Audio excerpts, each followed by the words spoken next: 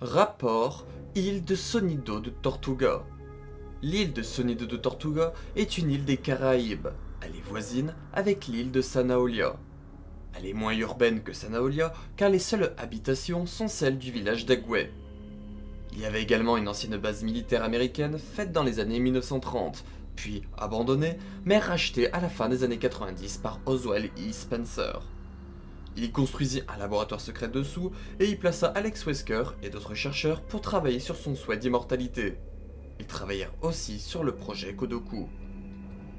Cependant, en 2006, Alex Wesker déserta le laboratoire et c'est Dirk Miller qui prit la tête du projet avant de voir les autres scientifiques partir aussi. Jusqu'en 2014, il se fit passer pour un sorcier pratiquant le vaudou afin d'approcher et manipuler les villageois d'Agüey pour les utiliser comme cobayes. Il contamina notamment Eliseo Mabou et Rop.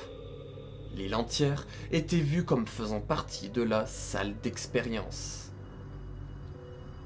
Des membres d'organisation apprirent le potentiel lien d'Umbrella et Sonido. Mike D. Seaman entraîna la production d'un programme de télé-réalité à poser leur caméra sur la plage d'émeraude de Sonido de Tortuga en 2014.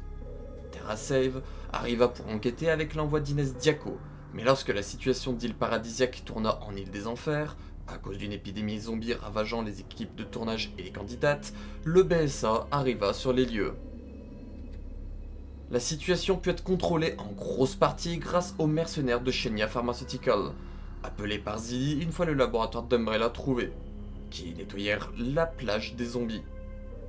Quelque temps après l'incident de l'île de Sonido de Tortuga, les rapports de la quarantaine mise en place par le BSA stipulaient qu'il n'y avait plus aucun risque, sans savoir qu'un zombie, Lola Bierce, errait encore dans les lieux.